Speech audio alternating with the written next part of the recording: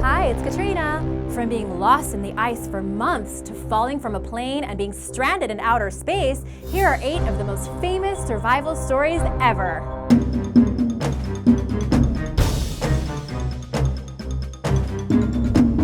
Number 8. Stephen Callahan. Stephen Callahan spent his entire life around boats and is a seasoned inventor and sailor. When he was 29 years old, he built a 6.5-meter sloop called Napoleon Solo and went out to fulfill his dream of crossing the Atlantic during a sailing competition that would start in the Canary Islands and finish in the Caribbean.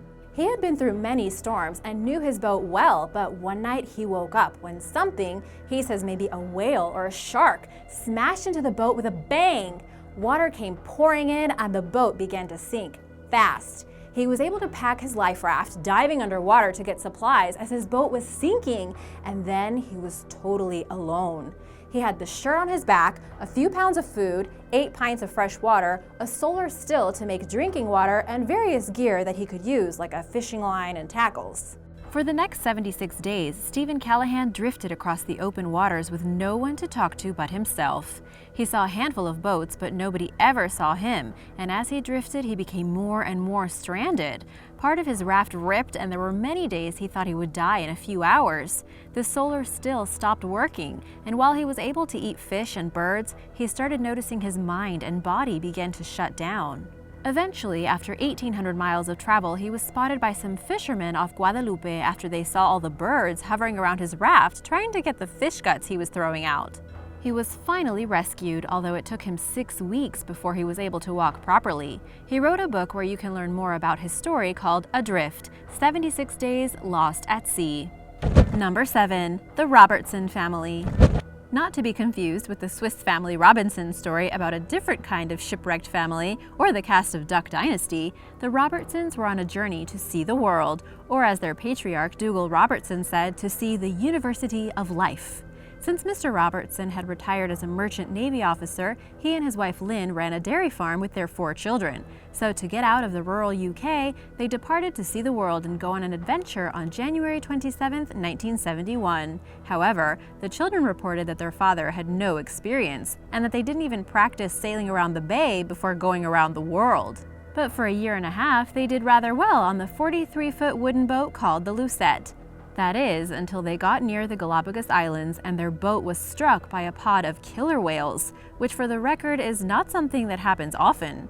The whales utterly destroyed the boat, but thankfully the family was able to survive by making it onto an inflatable life raft and dinghy, but they only had 6 days worth of food, and problems started right at the beginning. They were able to survive on rainwater and turtle meat, but after 16 days, the inflatable raft was no longer usable. They were able to crowd onto the dinghy, and it wasn't until 38 days later that they were finally spotted by a Japanese fishing trawler. The family wrote several books about their experience, Survive the Savage Sea and The Last Voyage of the Lucette.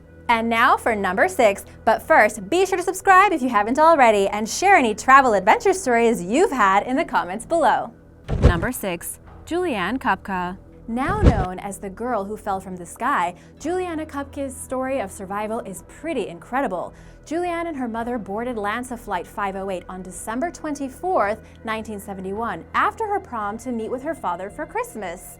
The flight was only supposed to last about an hour, but around halfway through, the plane flew into a thunderstorm and was struck by lightning. The plane went into a nosedive, partially exploded, and Juliane felt herself falling and falling somewhere over the Peruvian rainforest. She was flung from the plane but still strapped into her seat, and she says that she could feel the seatbelt squeezing her so tightly that she couldn't breathe.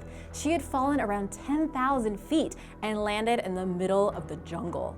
Of the 93 people on board, only 17-year-old Juliane survived. She survived a broken collarbone, a gash on her leg, and a swollen eye, but now she had to survive the jungle. The good thing was that she had been living with her parents at a research center 30 miles away, and so she tried to get her bearings and follow a stream to get out from the forest canopy.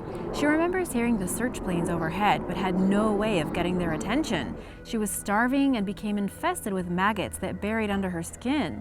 All she had is a thin summer dress as she waded through the water, spending the nights along the riverbank. It was not until 11 days later that she finally found a shack. She was discovered by forestry workers who delivered her to safety. Sadly, her mother had also survived but was severely injured and died in the jungle. Juliane now works as a biologist and librarian in Bavaria and wrote a book called When I Fell from the Sky. Number 5. Harrison Okene. Harrison Okene truly defied the odds after surviving for 3 days trapped under a sunken ship. The 29-year-old was a chef on a tugboat and was in the bathroom when the boat began to capsize. On May 28, 2013, rescue divers were sent down to search the sunken vessel miles off the coast of Nigeria. It is general practice for people on ships to lock themselves in their rooms at night in case there are pirates in this area. That, combined with the fact that the boat had sunk so quickly, gave the rescue team zero hopes of pulling out anyone alive. Okene had tried to get out of the bathroom, but the ship was sinking quickly and he was unable to reach an emergency hatch. He scrambled and swam to the engineer's office where he found a small air pocket. This random air bubble saved his life, as by now the boat was 100 feet underwater. He heard hammering on the deck after almost 60 hours, and the divers were shocked to find Harrison sitting in water in an air pocket. It was a miracle. He spent 2 days in a decompression chamber and was the only one to survive the accident.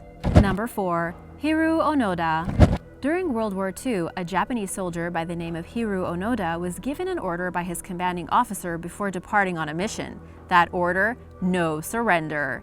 He must stay and fight at all costs. He survived in the jungles of the Philippines for 30 years before accepting that the war was over. At 20, he had enlisted in the Imperial Japanese Army as an intelligence agent and was trained in martial arts and guerrilla warfare. During the tail end of World War II, he was sent on a mission in 1944 to destroy the pier of the island of Lubang and in general halt the American advance. Once he was dropped off in the jungle, he and his unit of 3 avoided capture, terrorized the locals, and remained hidden. When Japan surrendered on August 15th, they refused to acknowledge defeat. There were many searches for them, including airdrops of written pleas from their families and notes that people would leave them telling them that the war was over, but there was no reply and they continued to fight for 30 years. Onoda was officially declared dead in 1959. Onoda was finally located in 1974 by a student explorer, but refused to stand down until he heard the words from his commanding officer.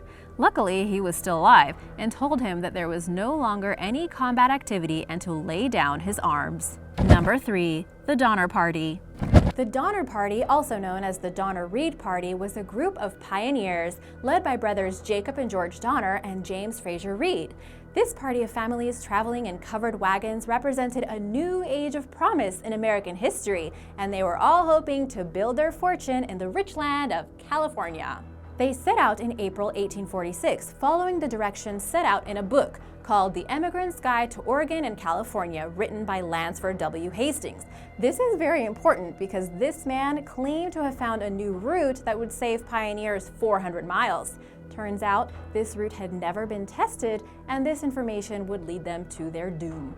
A series of very bad choices and bad luck left them very behind schedule. The 87 members of the party got stuck in the snow of the Sierra Nevada in early November, and their food began to run out. Rescuers were sent out, but they didn't arrive until February of 1847, 4 months later. Remember the game Oregon Trail and all the bad stuff that would happen to you? Well, that all happened to the Donner Party and more. Fights, disease, starvation, their draft animals were exhausted, and anyone who couldn't walk was left to die. They were attacked by Indians, and many of their animals were killed. When they couldn't move any further, they started to eat the animals. Then they began boiling hides, twigs, bones, and bark, anything they could to eat. Men went out to try to cross the pass on foot, but several died. As others began to die at camp, they began to eat the only thing left, the bodies of those frozen in the snow. The survivors turned to cannibalism, and they were later open about it in letters, journals, and interviews. They were delirious from hunger and hypothermia and did what they could to survive. When they were rescued, only 48 of the original 87 members of the party were alive, and more died on the way out of the pass. Their story remains to this day one of the most haunting tales of survival and has become a major part of American folklore. Number 2. Sir Ernest Shackleton. Explorer Sir Ernest Shackleton and the crew of his trans-Antarctic expedition will go down in history as one of the greatest survival stories of all time. Sir Shackleton was already a famous explorer, having reached a record southern latitude on his Antarctic expedition of 1907 to 1909.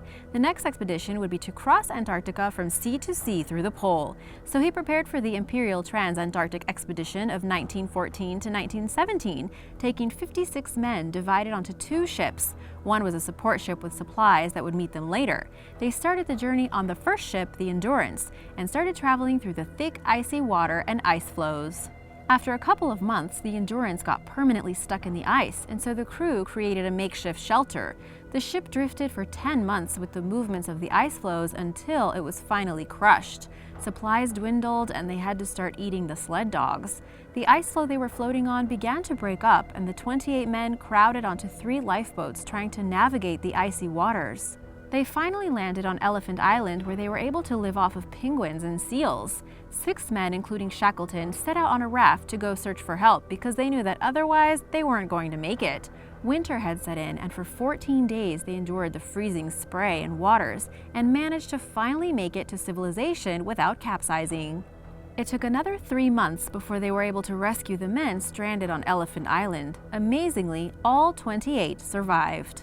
Number 1. Apollo 13.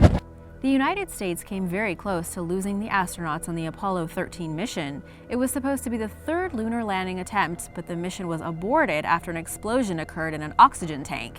The mission was to follow in the footsteps of Apollo 11 and land on the moon. The 3-man crew, Jim Lovell, Jack Swigert, and Fred Hayes, were all experienced in their own right, with Lovell having been in space multiple times. The mission was a surefire success, until they got into space and everything went wrong. Photos taken of the craft show that an entire side of the spacecraft was missing. Luckily, they were able to move into the lunar module as a sort of lifeboat. The module was supposed to be what they used to get to the moon's surface and back, and it wasn't equipped to take them back to Earth by any means. It was only meant to support 2 men for 2 days, but now there were 3 men that needed about 90 hours. So now the new mission was to get the astronauts home safely. The goal was to use the gravity of the moon to slingshot them back into the Earth's orbit and land in the Pacific Ocean, all the while rationing their food, being careful of their oxygen intake, and more. They came up with a makeshift system using only materials available on the craft to help manage the oxygen and carbon dioxide levels. Though they didn't land on the moon, all 3 men were able to make it back home in one piece. It's considered one of the greatest feats of survival ever, especially in the space program. In fact, it was so grand that President Richard Nixon was there to meet them and honor them when they landed. It was later made into a movie by legendary director Ron Howard and received many awards and nominations for its portrayal of the event. Thanks for watching! What did you think of these incredible survival stories? Which one was your favorite? Let me know if you'd like to see another video like this. Be sure to subscribe and I'll see you next time. Bye!